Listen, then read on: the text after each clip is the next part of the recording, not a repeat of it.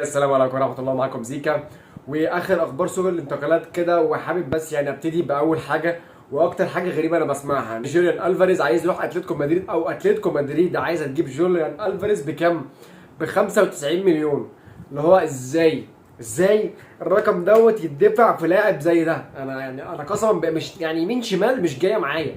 انت مثلا عندك جوليان الفاريز اصلا مش بيلعب اساسي، انت الراجل بيلعب بديل لمكان هالاند. بتلعب مع السيتي، انت لو الماتش او السيزون عندك 38 ماتش، انت بتلعب مثلا منهم تجميعه كده 5 6. دي اول حاجه. هتقول لي الراجل بياخد بطولات ومش عارف ايه وبتاع، طب ما طبيعي ياخد بطولات. انت مثلا طبيعي ياخد بطولات مع السيتي، اكيد سيتي بيب جوارديولا والبارتيتا اللي عند بيب جوارديولا طبيعي ياخد معاه دوري ودوري ابطال، هياخد بطولات.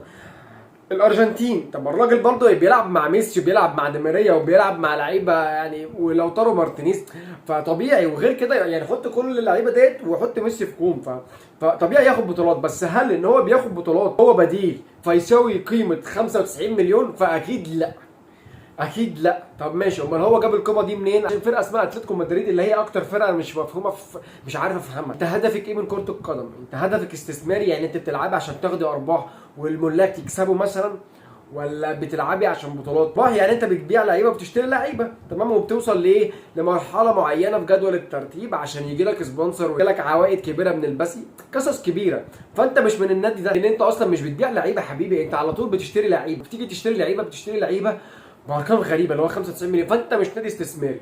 طب انت نادي مثلا بتنافس على بطولات؟ لا.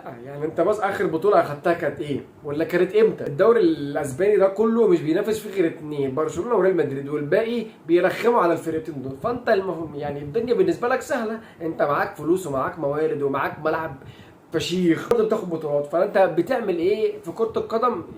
انا عايز حد يفهمني قصه اتلتيكو مدريد دي، لان الارقام اللي هي بتدفعها في لعيبه، انا ما عنديش مشكله مثلا لو تدفع الرقم دوت في هالاند، اقول لك مقبوله. يا عم هالاند هيزيد معاك مثلا، لو انت هتجيب هالاند تدفع فيه 120 130 ماشي، لكن ان انت تجيب الفاريز بالرقم دوت، ده رقم كبير قوي عليه، وانت واحد كلاوي. نفضل برضه باسبانيا ونخش بقى على برشلونه. برشلونه ازاي عايزه تجيب داني اولمو ب 60 مليون؟ انا ما عنديش مشكله في الرقم. الراجل برضه عمل ايه؟ عمل يورو كويس، وعمل كام ماتش كده في الدوري الالماني كويس، ماشي، اخد اللقطه في اليورو، خلاص ماشي بقى ب 60 مليون موافق. بس انت برشلونه عايز تجيب المركز دوت ليه؟ انت في المركز ده انت عندك بدل لعيب واحد واثنين وثلاثه. اولمو بيلعب رقم 10، بيلعب زي صانع العاب كده، بيلعب تحت المهاجمين، حلو، بيصنع لعب.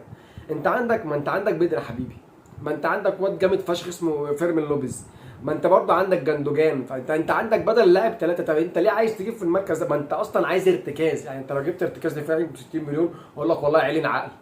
لكن انت مثلا عايز تجيب لاعب ب 60 مليون وانت اصلا ما معكش فلوس، وعمال تمشي لعيبه، وعايز تمشي لعيبه اللي مرتباتها عاليه، وفي الاخر تجيب لي لاعب مكانه هو البديل الرابع. ايه التخلف ده؟ يا برشلونه لسه واخده الهدف ان هي توقع نفسها. بارتوميو كان بيوقع برشلونه، انت بقى بتكمل. يا برشلونه واتلتيكو مدريد مش مختلفين قوي عن بعض، هما الاثنين بنفس الغرابه. خش بقى على باريس سان جيرمان. باريس سان جيرمان جابت لعيب ب 70 مليون بعد 120 مليون، هما فصلوهم تقريبا كده في 50 مليون. مش عارف هم عملوها ازاي، بس هم عملوها. بس اللعيب التقيل قوي اللي هم جايبينه ب 70 مليون دوت، واحد عنده 19 سنه، جوا نيفيز. انا مش عارف، انا حاولت اشوفه كذا مره كده، اطلع فيه حاجه حلوه، ما لقيتش فيه حاجه حلوه. فلو حد شايف فيه حاجه حلوه انا مش واخد بالي منها، يا ريت يقول.